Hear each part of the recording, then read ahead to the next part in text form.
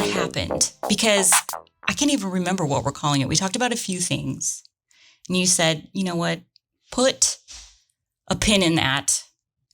And I'm going to go ask the mushrooms what to call this podcast. And I said, that sounds like a great idea. So what happened?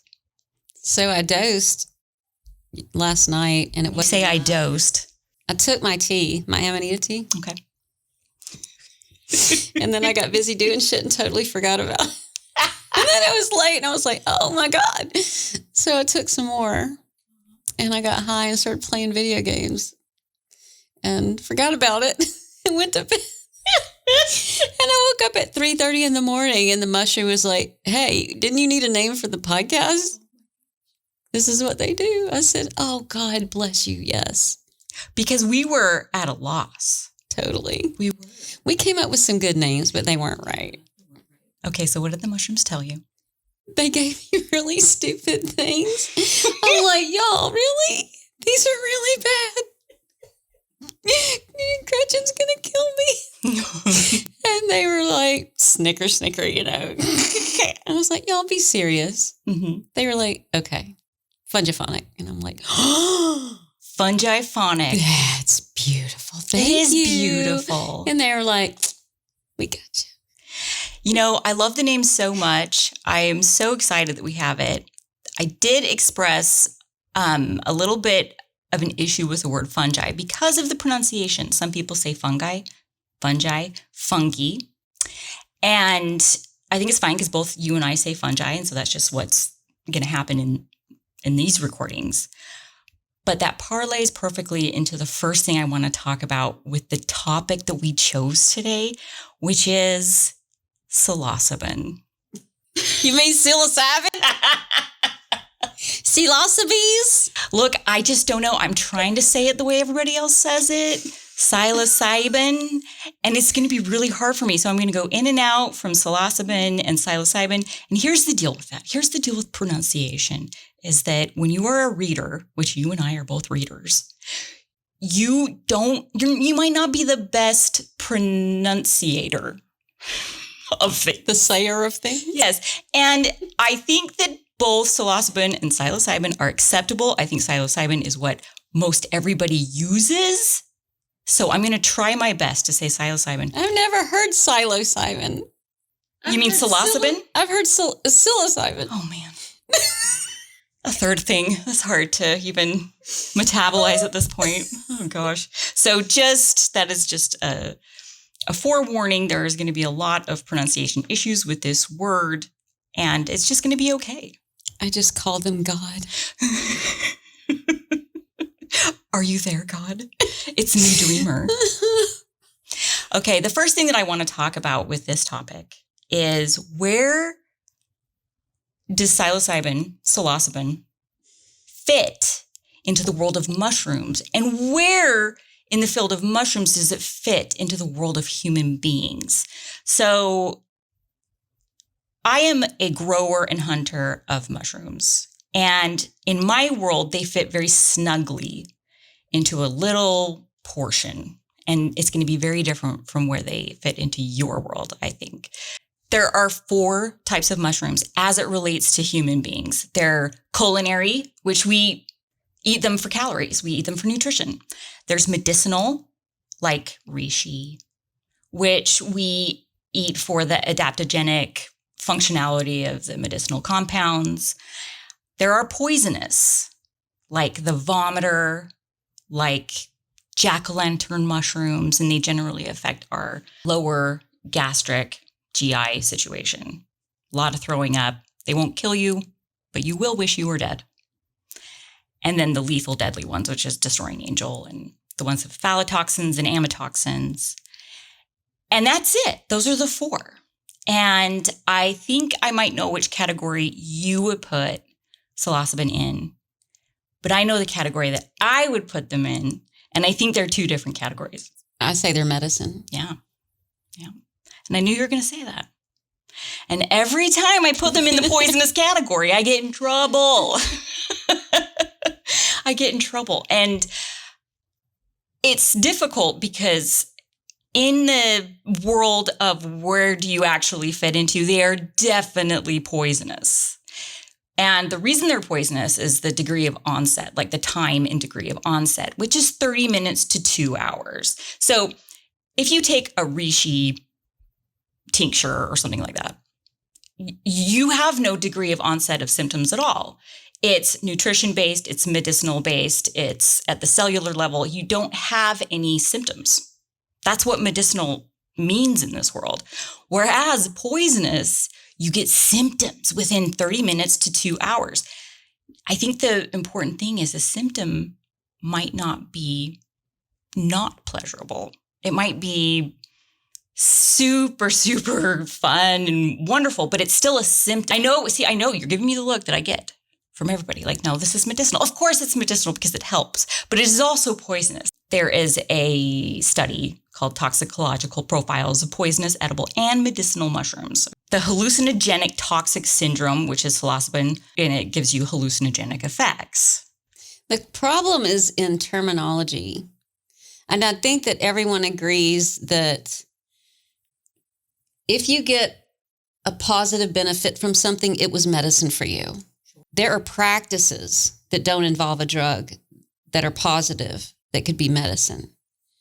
And when you say symptom, then that's another word that we get into terminology, because reishi, if I take a high dose, I definitely get very calm and sleepy and take a really good nap if I take too much of it.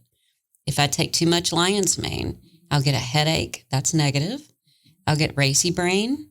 I'll get anxiety. That sounds toxic to me. That sounds poisonous. There are some people that can take a lot of reishi and get into highly spiritual realms with it. So there's this crossover with fungi that I think are why fungi cause so much emotional response in people, because we can say a plant is medicine. We can say a plant will get you high. We can say a plant just tastes good. But when it comes to fungi, there's this spectrum where they seem to be just tasty all the way to they'll kill you. And I think it's a spectrum. And I don't think that they're separate categories. I think that they flow. And I think reishi is spiritual. I think it's medicinal. I think it's toxic. And it's all dose dependent. Same with lion's mane. Same with psilocybin. And the same with the destroying angels and the deadly ones. The dose just happens to be don't ingest it. But that doesn't mean you can't hold it while you walk and start to get really beautiful effects from it. Just don't swallow it. Just don't put it in your body. And I would put that at the very top of the powerful fungi, where I would put things like the Caesars, which are the Jacksonii Amanitas for us. I would put them closer to the other end of the spectrum where they taste amazing. But if you eat a little too many, you may not feel so good. Yeah. It may make you a little nauseous. But I think that's why we have this fascination with fungi, because they look crazy. They do crazy things. They look wild. They're more like animals than they are like plants. They have big personalities, and they draw us in and infect us and make us do their will and get obsessed with them, or cause so much fear in a way that plants don't seem to. That's coming right from early humans. Because Doug once tried one and, had ego death, whereas Steve tried one and he died. It's the same way we feel about snakes, because most snakes that we see are perfectly harmless, but, we're running when we see them because there's something ancestrally in every human on the planet that's like, oh, girl, you better run. Better get out of here. And that's how mushrooms are, because mushrooms, I feel like, helped us evolve the way we have with our neuroplasticity in the first place. I think it was a much bigger deal than we give it credit for in our prehistory of being human beings. I do. And I think that it probably dictated where cultures even lived. Where are these present? I'm actually willing to move from where I am now to where I know there are far more Amanita muscaria, that fruit, because we can't grow them or cultivate them. We have to follow them. And I agree with that. Back to the recognized toxins. The recognized toxins in mushrooms are amatoxins, phallotoxins, those are your deadlies.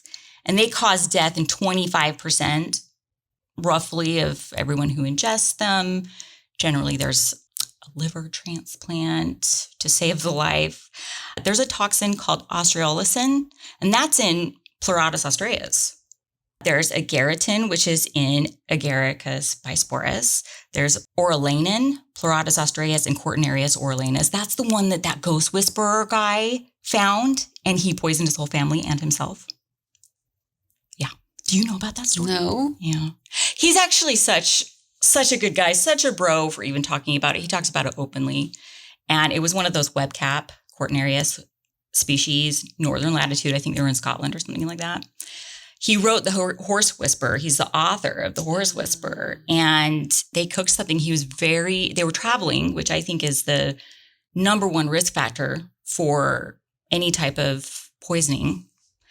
Should never eat anything until you've had it in your hand like 3 to 5 times. Like, just get to know it. It's just respectful to get to know the mushroom before you eat it. It's not just knowing your mushroom, it's knowing your land. Mm-hmm. And you recently put out a video that I saw where you were talking about how important it is to continue to walk the same land season after season, over and over.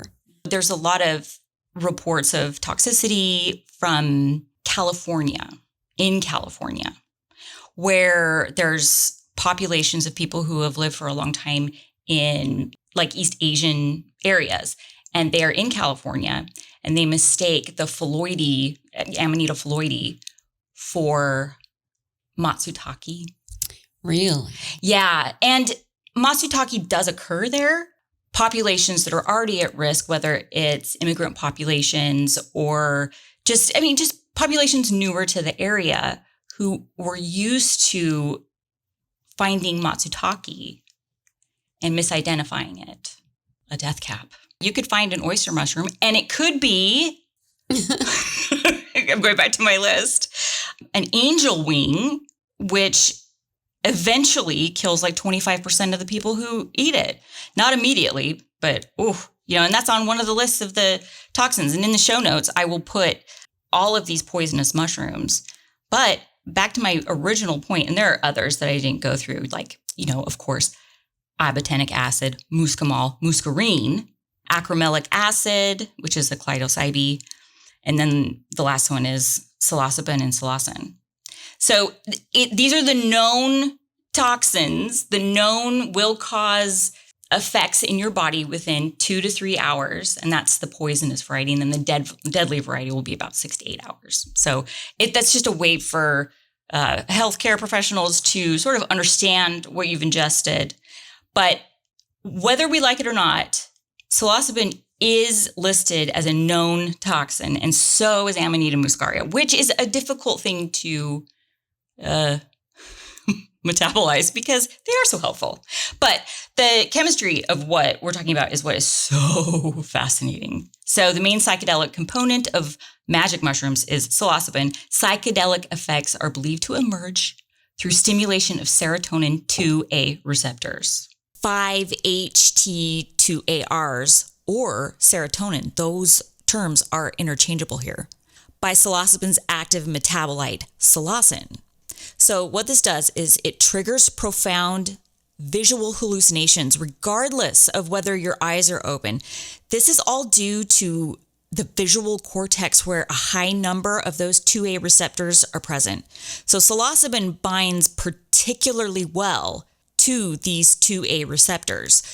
Yeah, so just getting into the neuropharmacology of this whole thing, and I know this is dense stuff, but some people are interested in what's going on in the brain. So the N,N-dimethyltryptamine, which is the long word for, DMT. It is a potent psychoplastogen, a compound capable of promoting rapid and sustained neuroplasticity that may have wide-ranging therapeutic benefits. So I am talking about the same study here, but there are studies over and over again talking about this neuroplasticity, all of these therapeutic benefits. So the big question here, and this is the big question of this topic, is how can this be categorized as a poison when it's such a natural phenomenon? The molecular properties, just to expand upon that, the component of triamine type 4, that dimethyltryptamine, which is the DMT, it's a substituted tryptamine that occurs in many plants and animals naturally, including humans, and which is both a derivative and a structural analog of tryptamine. And just to be clear, tryptamine that I'm talking about, this is not related to the trip, quote unquote. It models serotonin itself. DMT is used as a psychedelic drug and prepared by various cultures for religious purposes and as an entheogen. So which is it? Are we using a poison or are we using a medicine? They think also there's some more involved in it. And that I think it was H2A. 5-HT2ARs, which is basically serotonin. That's our little I tried to find it before serotonin. I got here. There was like a new study that came out that they believe that that's not the primary mechanism of action anymore. That it needs serotonin to boost. I mean, it needs to boost those receptors, but that's not the primary thing that it's doing. Mm-hmm. That there's a closing off, a dampening, and a shutting down of parts of the brain that are involved in noticing reality and trying to create reality and trying to make sense of everything. The skeptical part of the brain that says, okay, well, I'll ignore. And a lot of what we see as reality or believe is reality is more about what we ignore than about what we create. And so a lot of issues with attention are because the parts of the brain that say ignore aren't ignoring. Those parts of the brain are asleep. And people that can just focus, they're turning off the AC that's clicking on and off, or the kids that are running and playing outside, or how uncomfortable their clothing is. All of that's getting turned off. And a lot of our healthy functioning is more about what's getting turned off than what's getting turned on. And so the theory is that the part of the way that we trip on psilocybin is the bumping of the receptors, serotonin receptors, but also the dampening of basically suspending your belief in certain reality constructs. And that part of the brain that's usually active saying, don't pay attention to that, that's not real, and this doesn't work that way, and that quietens the brain is actually turned off so that a lot of that becomes active. Active in the sense of, well, let's open to the possibility. Let's allow the brain to run wild. Let's allow these new sensory inputs without stopping and going, now, wait a minute, that's not right. Because when it first comes on, one of the first things, the very, very, very first thing that happens is the colors get really bright and sharp. Yeah. That's how you first know. And I think if we didn't have that part of the brain shutting off that tells you to calm the fuck down,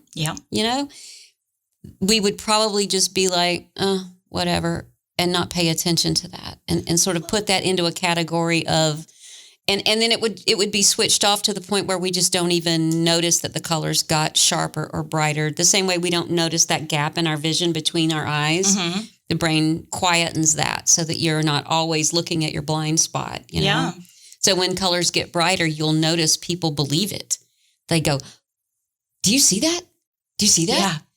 Yeah. Like that's immediate. They can't help but react because it's simultaneously bumping of things and the shutting off of the disbelief. And then when you get those things crossing, you get this heightened sense of, oh my God. Mm. Well, we ask our brains to do that when we're sober. We go to a movie. I just went and saw Mission Impossible. The suspension of disbelief is real. You ask your brain to do that. You're like, okay, I'm in a movie. Everything here is fine, even though it makes no sense in reality. We ask our brains to do that all the time when we are doing our playtime, whether it's reading a book or watching a movie or even playing Monopoly with our families. I think the suspension of disbelief, if that can be exercised. I think we do. Well, within the trip itself. You have so little control over anything when you're under the influence of that. The control that we have is working with it, but it's definitely leading. And I think part of the skill of learning how to use it as a medicine is learning how to step into ownership of your consciousness with it, to work with it. But I think people, the first couple of times that they use it, are just so overwhelmed by the power of it that they struggle to do anything of their own will. And I think the growth comes in learning how to step into that and go, oh, wait a minute, I do have power here. I can talk to the mushroom, ask for things, set boundaries, set limits, say no. Yeah. But I think even without that drug, we do that on a regular basis. And I think it's why this drug is so amazing for people, because a lot of suffering comes from the inability to ignore. So my trauma response, when I'm having a conversation with someone and I've accidentally interrupted them, all that shame from childhood and my processing disorder and getting in trouble for it clouds my ability to enjoy this conversation. The end of the day and that whole productivity thing, did I accomplish enough? And the shame that sets in at 5:00 because I didn't get things done. Like, that creates misery. That's suffering. And our ability to overcome that continuous voice, that's therapy. That's what we meditate for. That's why we pay for therapy. That's the work, is to shut that stuff up. So the quietening of things, that ability to suspend reality, which in this case sucks, for a better one that I'm making up and creating, where I say I'm safe until I can believe it. So we're doing it with and without the drug. And I think the best thing that I'm getting out of using psilocybin is it says, it's okay to do that. Let me show you how. We do it really well here.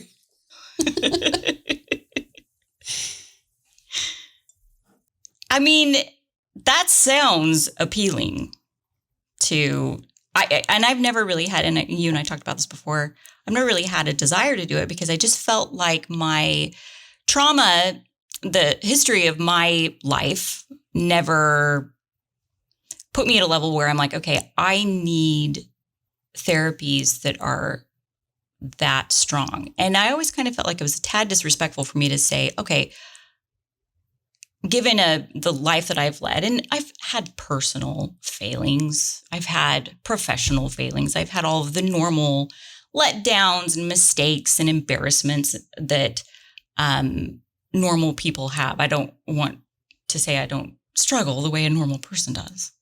But there's nothing that I can point to that I need to heal from in terms of the stories that I've heard from others about PTSD, sexual abuse, all of those things. And I've never put myself in a category of, hey, I need to heal from these things. And I am very privileged that none of those things have happened to me. And that's why I've been reticent to go there. And I know that you might have something to say about that. I do. Yeah. And I've heard of people like you. I just didn't know you existed. Hey. I always thought that was such bullshit because I come from such a place of so much trauma. And it's like, there is no one on this planet without trauma. Well, and I don't want to minimize my personal failings. I mean, I grew up in a house that there was religious trauma, but I don't want to minimize that for others. I tend to minimize things for myself. And that might be a coping mechanism that I should work on. But my body has never been touched when I didn't want it to be. And that is a huge privilege to be a grown-up who can say that. And I don't know why I reserve this medicine for that level of trauma. Because that's what your government has said it's okay for. Oh, I want to talk about the government a lot. We got to get there. And we were all gaslighted into thinking that these things were just dangerous and they would make you crazy. Sure. And then when the government started being like, okay, well, you can study it for research. And then, okay, well, it's okay if you've had a lot of trauma. And then all we hear about is, see, it's helping people with trauma. See, it's helping people with trauma. But that's only to appease our governmental overlords to say it's not harmful. It's helping people, but that's because we're playing their game. But it's actually something completely different. Yes, on the outset, you can't get to what it's really for if you're still living in a lot of trauma. It's an onion. You got to peel the layers away. You can't get to the good stuff until it can help you get rid of all the crap and the toxicity. But as it's doing that, the good stuff is weaving its way through those stories and through that healing from the core and from wherever this is coming from, so that you already get into these nature of reality existential places pretty early on. And then I'm grateful for the trauma, because if I didn't suffer from so much trauma, I would not have overcome the terror of taking it that my government made me feel. And if we had been raised 5,000 years ago where this was normal, you don't need trauma to take it. It's a normal part of mental health and staying clean and staying normal and healthy and aware and using all your superpowers as a human and being one with the land and being a good human. It's part of just being a good human. And that used to be the way that these were seen. And I get it now. But today, it's not. You've got to be really, really sick to be willing to do something this terrifying. Yeah, we need to talk about this. So in the United States, the first state to have decriminalized, and I'm using that word intentionally, I'm not saying legalized, because they've decriminalized it in Oregon. And that happened as of January 1st of this year. It took a couple of weeks for the powers that be on the state level to provide an avenue for therapists, mental health professionals to become certified to give this type of therapy with psilocybin, okay? So this is all brand new. You know, we're recording this in August. So this has been 8 months. So within, a couple of weeks, a convention or, sort of it's not a convention. It was like kind of like it was a certification process that was state mandated. Okay. And only 24 people, therapists, social workers, whatever, signed up for it. And I was like, why would only 24 people sign up for this? And this is how you would become state certified to give this type of, I'm going to say, sterile type of therapeutics. And I am all about talk therapy. I am all about licensed professionals being held responsible by their licensing board. I think all of that is essential to prevent fraud, to prevent harm, all of that. But 24 people, wow. It's because the class cost $10,000. Cost $10,000 over 4 days. So it was $250. You had to stay at the hotel and here's the kicker. Here's the kicker. There were no mushrooms present because they weren't quite legal yet. So they sat around for $10,000 and meditated and tried to get to a different plane of whatever, ego death, whatever, with no mushrooms. So, I'm just going to go out on a limb and say there was a corporation middleman involved in this. There was a hotel. There was and it's just okay, so can we ask ourselves here? Because there are certain places in Colorado, certain places in Washington State, California, and Wisconsin. There's cities. Yeah, Wisconsin. There's cities in Michigan, like Ann Arbor. Yeah. That's where I did my first Right. dose was in Ann Arbor right after they decriminalized it. So this guy, there are certain municipalities where it's been decriminalized, right? So it's hard not to bring up the fact that if there are people trying to decriminalize it and they are working with state governments, because of course, federally, this is still a Schedule I drug, right? So we're talking about state by state. I got to follow the money here. What is happening? Who is able to give these therapies? Is it being gatekept? Is it being whitewashed? If it were up to me, if it was government Gretchen, it would be, these are not decriminalized. They're just legal, but no one can sell them. You cannot make money off of these. That to me is the intent of the mushroom. And I feel like people would talk to people like you, like Indigenous elders, like the people who have been using this drug for decades, centuries. And it would be more of a, I'm going to go speak with the people who know about this and no one can make money.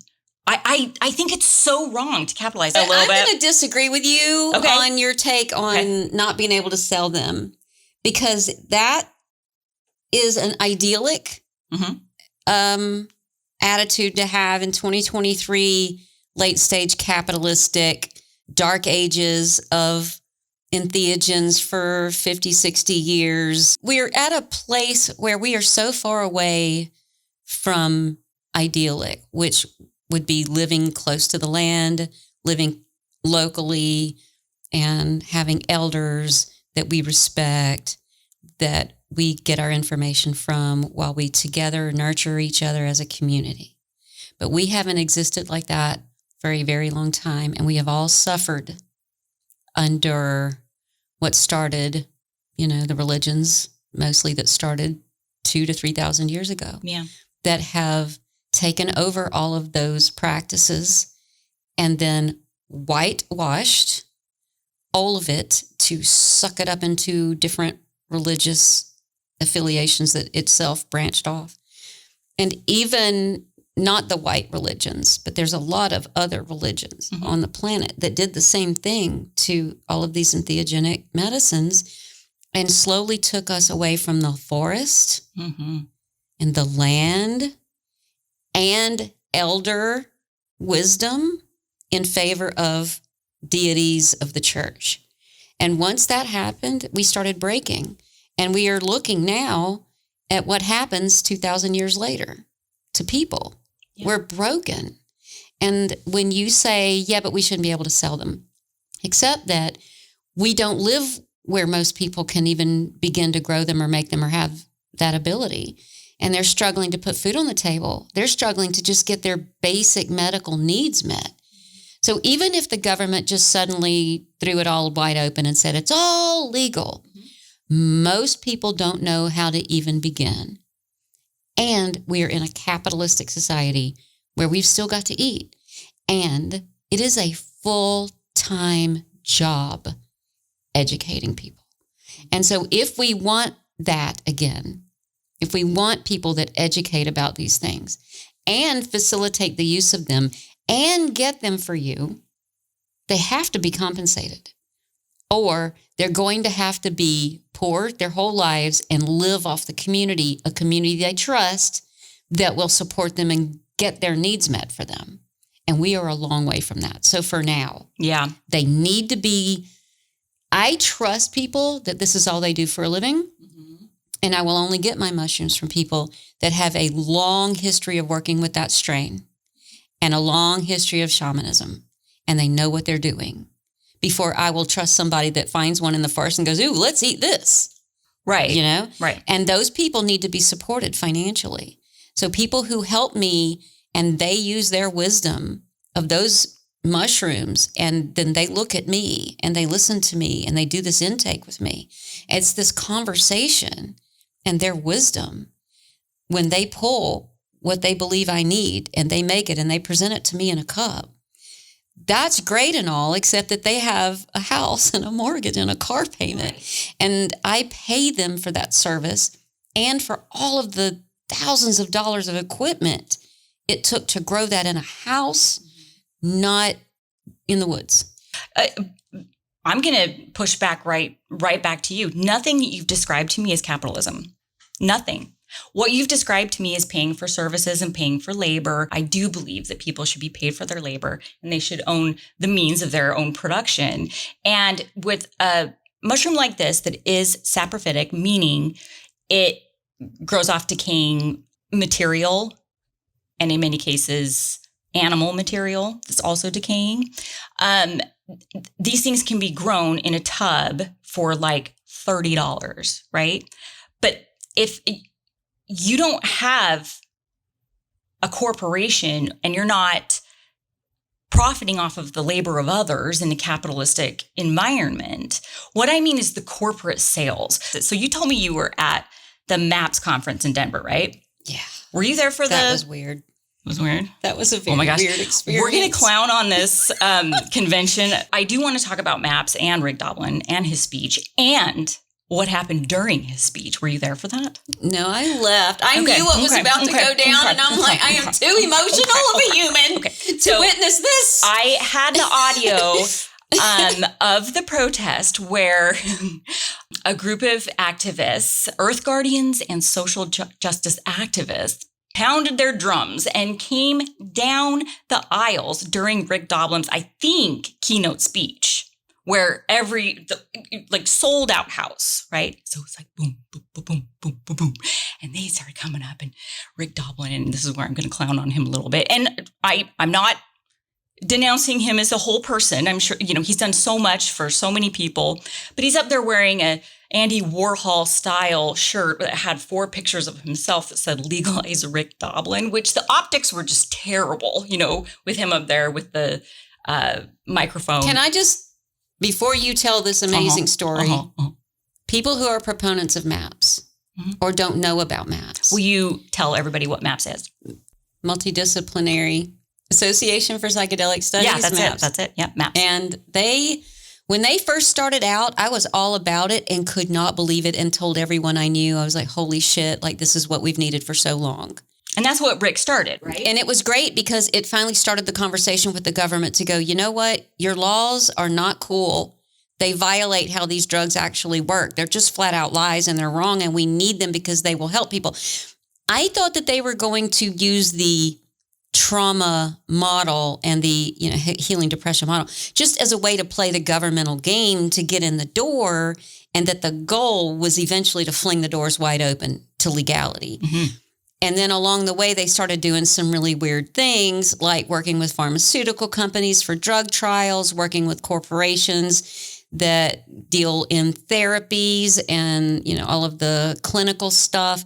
And I get that that was necessary as an in, but then they doubled down when people were working on grassroots movements in these states on decriminalization. They would go in and lobby to undo the things that the people in their own states were saying they wanted. Grassroots movements, people that spent their own money and years of their lives working toward that point, MAPS would come in and in less than 24 hours buy a different decision in those people's home states, in their own lives, in their own areas, with their own representatives in their own state Congress. But I've watched it happen over and over and over. And I went from being a massive proponent of what MAPS was doing to going, wait, y'all, come on. Really? This is not cool. This is so not cool. Yeah. I think there's a $200 million slush fund that they're working with to do exactly the things that you're talking about. This is what caused this protest. And it was a beautiful protest. So this guy, he was the second to speak. They came down the aisles, drums beating. And Rick is up on stage with his T-shirt and with his little microphone. And I think he was like, oh shit, okay, I better let them speak. And he did. And I don't know if you've seen the videos of how they speak, but they interrupted his keynote speech. And to his credit, he did allow them to speak for a while. And there's one person named Kuthumi Nirmal. He is an Earth Guardian and social justice activist. And I transcribed the audio because the audio was very poor on everything and we don't own the copyright to that. So I went ahead and transcribed it. And so I want to read it to you. And I'm really glad that you haven't heard it because I want your opinion on this. And this is mostly a direct quote. It's so hard to be in front up here. This is very challenging. I want you to be aware that you have been deceived by this movement. The psychedelic renaissance is not really a psychedelic renaissance. The plant medicine is renaissance within the Western system, but it has been happening for decades through indigenous people. We open our medicines for you to heal, not to take. You're taking it. You're colonizing it. The same happened to tobacco. Now it causes cancer. The same happened to opioids. Now it causes addiction. The same happened to coca. Now cocaine causes a lot of harm. Please look at the cycle of colonization and how this continues to happen. Many decades from now, you're going to see the medicine harming you because they're living beings and they don't like to be abused. They're going to come back for you and harm you. We're here because we love you. We're here because we don't want you to harm yourselves. We love you. I love myself. I love my tradition. I love the earth. And we need to study liberation together. This is not a collective liberation movement. This is a capitalization. Have conversations, including us. I mean, I just have chills. And I'm over here trying not to cry. I know. It's exactly what I feel about this situation. And and I've been reading these words over and over again. And they almost affect me differently every time I read them. The problem is that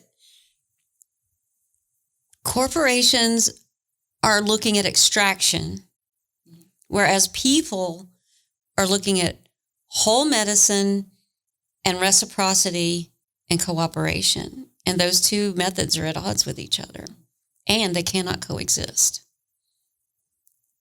They can't coexist. So then, what are we going to do about that? And it feels like we're begging our overlords to stop being our overlords. And I don't know how we do that. If the people want, first of all, to stop colonizing indigenous cultures, not just the medicine, but indigenous cultures completely, then they can't exist anymore. Because the only way a corporation can exist is by theft of resources. But then if you just talk about the medicines themselves, I think most people, when they talk about using it, even buying a product in a store, they assume it's the whole mushroom packaged in a way that makes it easy to understand how to use it, that has been approved through a process that we trust, and easy for me to take home and use. I think that's the assumption. But what happens when corporations do this kind of thing is they wind up isolating it out of the whole thing, isolating a single component of it, because Western medicine is obsessed with isolating compounds, and then extracting through some method that's toxic, washing it with toxic chemicals, and then embedding it in something that won't go bad, which is also going to be toxic with preservatives that are toxic in a method that they can ship around. And when you take something like that out of its whole state, we don't know what the repercussions are down the line of that until we do know. And then it'll go, oh, my bad. They just pay up for the lawsuit. Right. That's it. They don't even learn from it. Set aside and money. They just keep marching forward. Yeah. And that's what they've done with these medicines. And especially look at marijuana. Where's a wild plant now? Who grows a wild plant? And that's why even trying to find marijuana seeds from the 70s would be like gold, because it's gone, because corporations took it and now they've isolated it into all of its individuals, which, okay, that's great. Why don't we let some people who love that work do that work?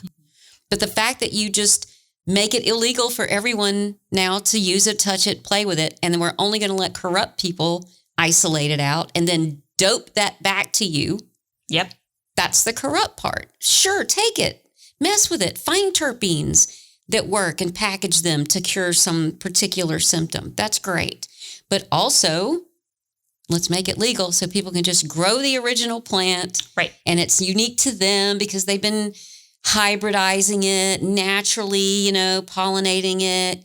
And you can go to Billy Joe down the street's plant because it's going to be really sweet weed, or, And the thing that you're talking about over and over and over again is obtaining healing substances through community.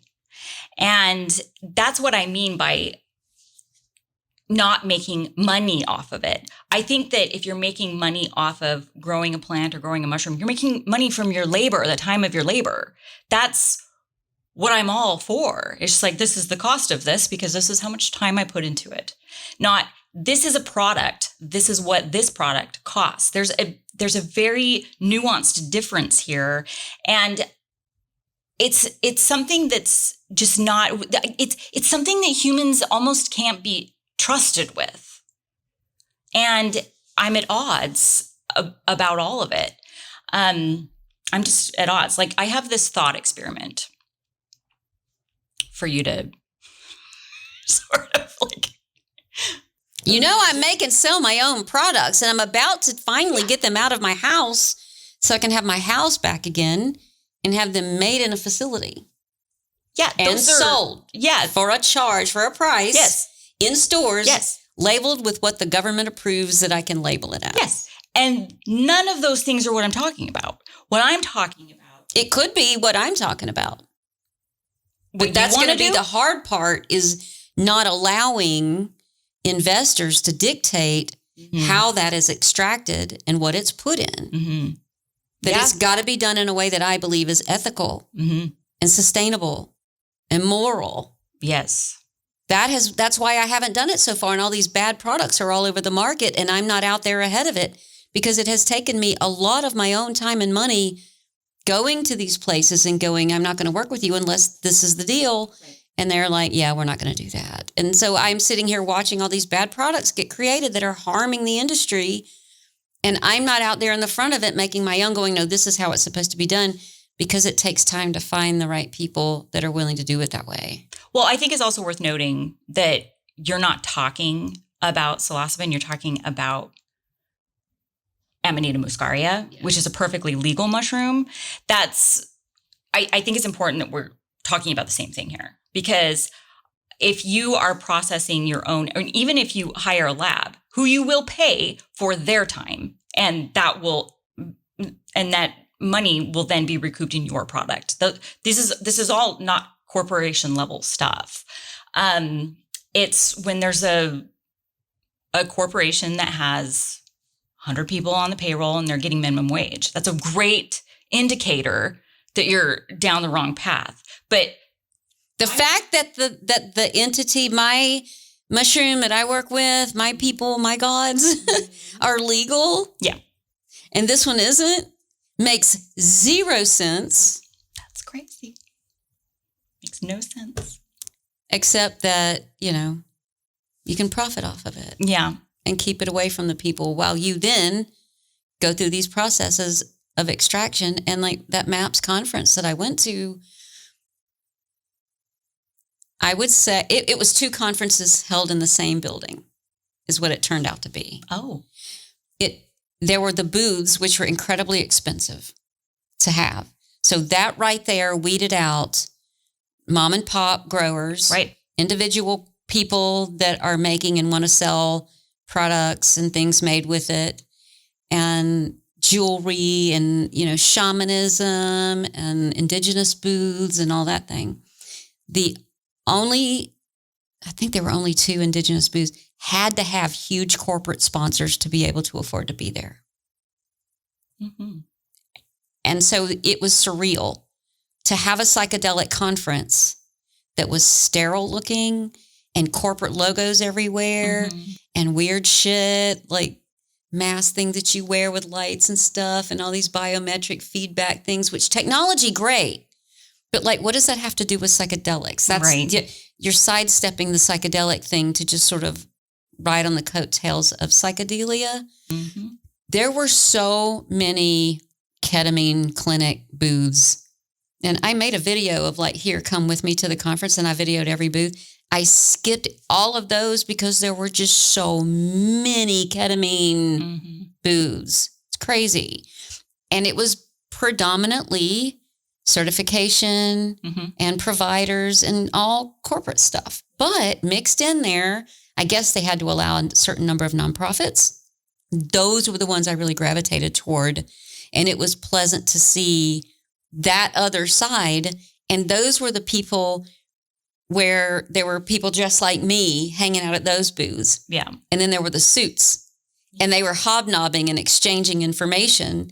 And so there was a corporate show going on right next to booths that were our people going on. Yeah. And our people were networking with each other just in the aisles. We didn't have booths. We were exchanging information and saying, have you heard about so-and-so? You know, he's growing his own. And like, oh my God, no, come here. You got to meet him.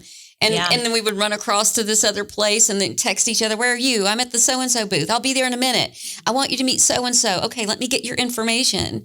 That whole conference was also going on. I hear you talking about community once again. And it was so beautiful. Yeah. Well, to be fair, I will say the MAPS conference is more about MDMA. And Rick Doblin is more about MDMA, all that sort of thing. What we're talking about is DMT. And it's similar from what I understand. But what's so bizarre about DMT, which is the main chemical component in psilocybin. So if you look at the actual mushroom itself that grows outside that you pick, you bring it inside, okay? Nobody had to grow anything. Everything's just right there in nature for you, which I cannot say about any of the other lab-based products, right? So that's how our little discussion is just so different, right? Even though the effects are the same on the human body, potentially, it's just so different because the chemical compound is has like a little phosphate ester on it, and then it has DMT. And this is literally what it looks like. Phosphate ester, DMT. You eat it, and it goes down into your stomach.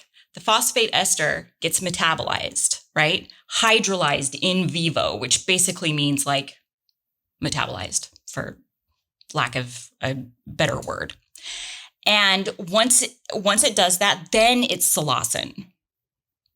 And then psilocin and serotonin are near identical chemical compounds when you actually look at them. The only difference is psilocin and serotonin differ only by the hydroxyl group. One being on the 4th position, one being on the 5th position. The 5th position is the psilocin. 4th position is serotonin. And then there's just a little bit of difference between like the dimethyl groups of nitrogen on the other side. You've got this compound that wants to go to your receptors by a simple hydrolyzed process. Nobody had to do anything in a lab.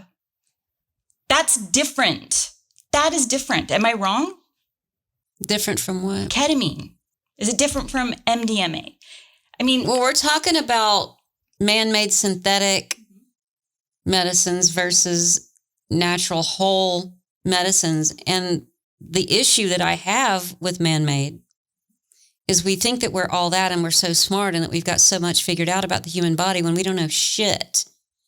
And while, yes, you can take a drug a man-made drug, and force your receptors, certain receptors, to bend to your will, it's never permanent change because we're going in and manhandling an unnatural process and forcing it to do something and then letting go.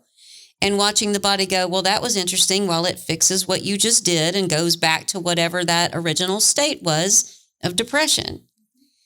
Whereas natural living medicine has all of these entourage effects and chemicals on board with them that also do a lot of other things simultaneously while you're on that experience, going into the body and healing where trauma is stored systemically in the body unraveling and unattaching. And that's why people throw up and they get diarrhea, because you are literally shedding and dumping toxins while you're going through this process. And you don't just feel better, you are healing.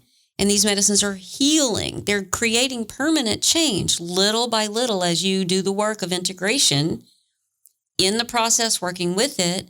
And then after the process, integrating it, doing that work, you're actually healing and changing your body permanently with the active mushroom compounds, all of them, which I don't think we'll ever know what they are. And why do we need to know what they are?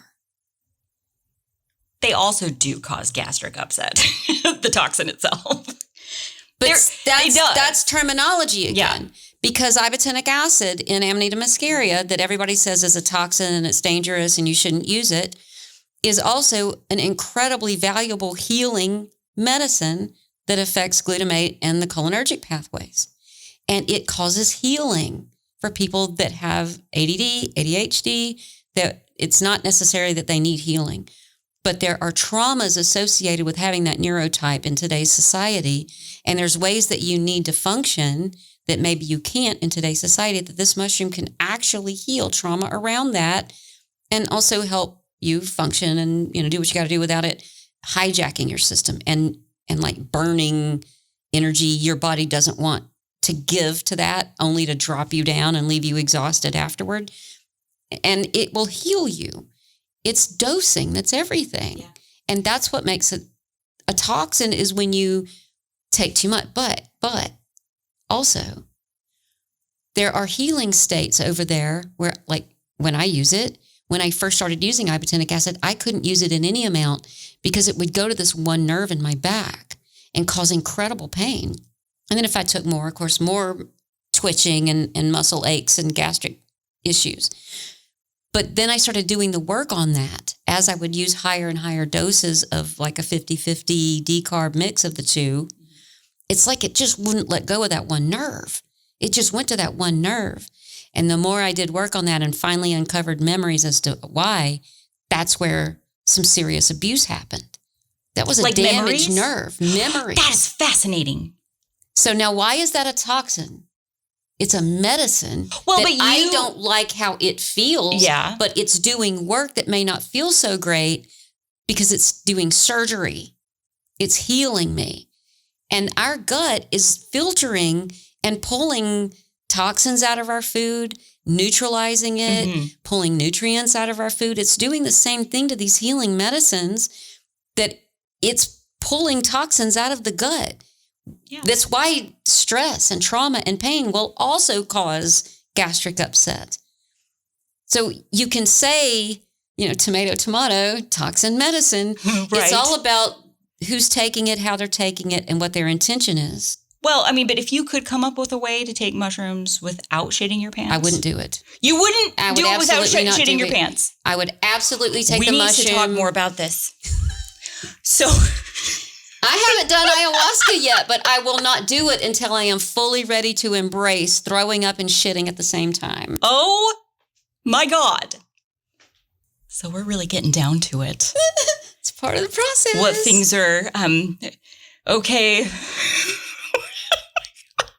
Maybe we've identified my hesitancy to do this is my unwillingness to shit my pants.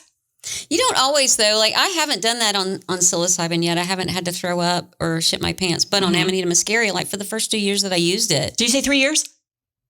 I've used it for 5. But and you just said 3 years. But you put up with this for 3 years? I put up with the muscle and nerve pain for 3 years. But I didn't actually start having to shit for 3 years because the pain and the toxins and the issues and the trauma that I was dealing with, it took layers and layers to get to. And when I finally got to it, I was more emotionally throwing up, venting and pulling up and crying from a place that was from the depths of my beingness, that I knew shedding was taking place. And it was only in the moving of that emotional pain that was stored in my heart. The minute that stuff started coming out, I had to shit. And then it was incredibly painful coming out that end also. Because in our society, we think our physical processes are completely separate from our emotional ones. And that is just so wrong. It wasn't a mistake or an accident that it all blew wide open.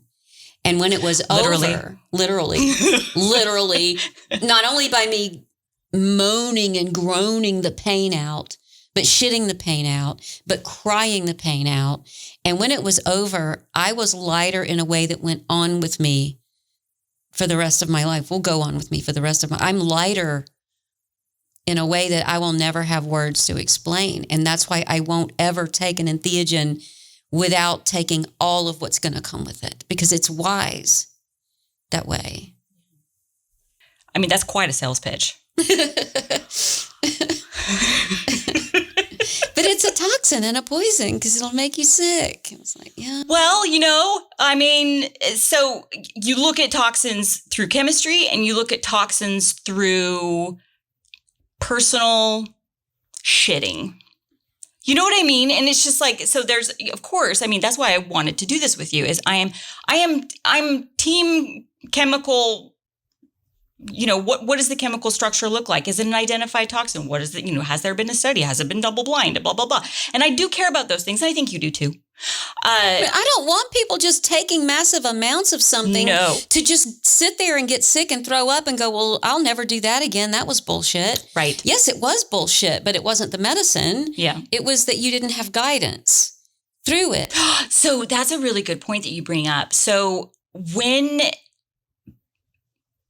people are talking about therapeutic settings for psilocybin, the guide, the setting, the music, and the eye coverings have been talked about, and I think even recently have been talked about as some of the most important things that you can do. Do you agree with that, those 4 things?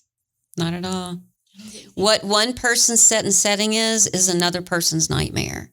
And I know when I did it on camera, it's on AmanitaDreamer.net. I do a lot of drugs on camera, and they're all there because YouTube censored them or whatever. And when I did my first time, taking it was like 5 grams, which for a lot of people is a high dose. And that was my first time taking psilocybin. And I did it on camera. That's how I wanted to do it because it was my first foray into it. I wanted safety. I wanted people around me. I wanted the lights not bright, but on. I didn't want, dried whatever grams in a dark room, eyes covered, whatever. That would have been terrifying for me. Yeah. I needed what I got. I wanted noise. I wanted people around. I wanted that safety net. I wanted to be able to talk on camera and be authentic. I wanted to not have to do too much work. I wanted the mushroom to just take me and do whatever it wanted to do without an agenda.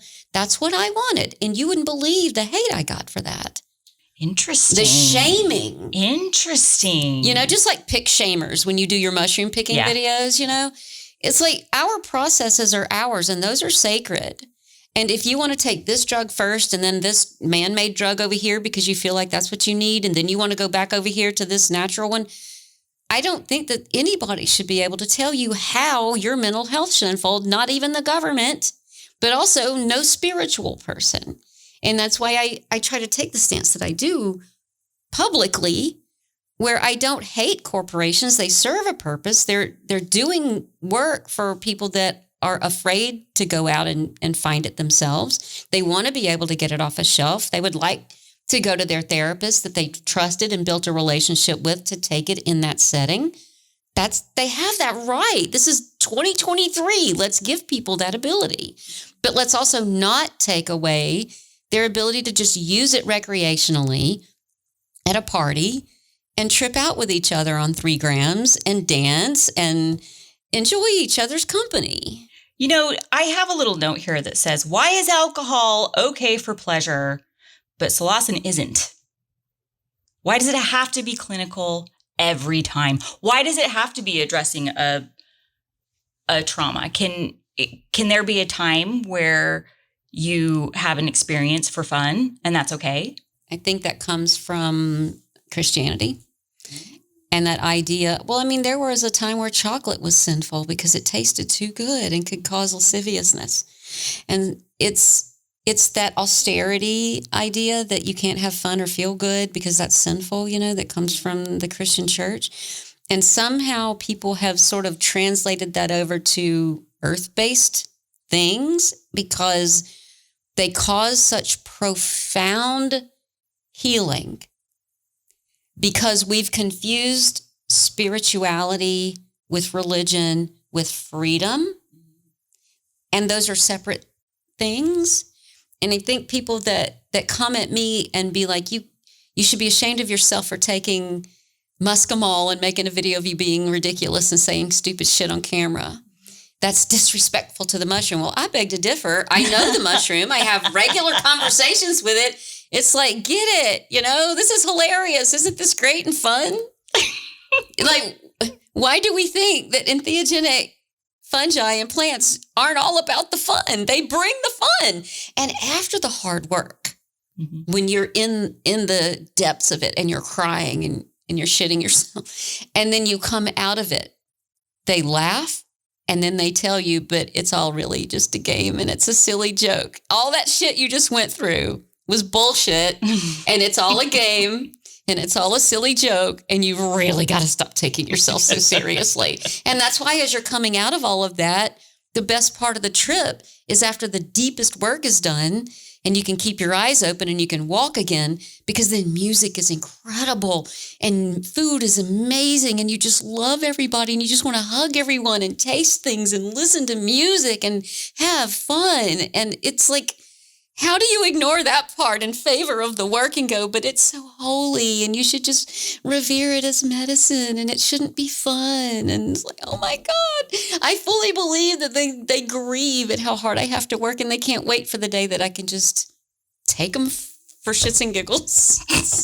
No more shits, just giggles. Yeah, you also shit your pants. So let's just... Oh my God. Go back out of my body and laugh at me. So stupid shit.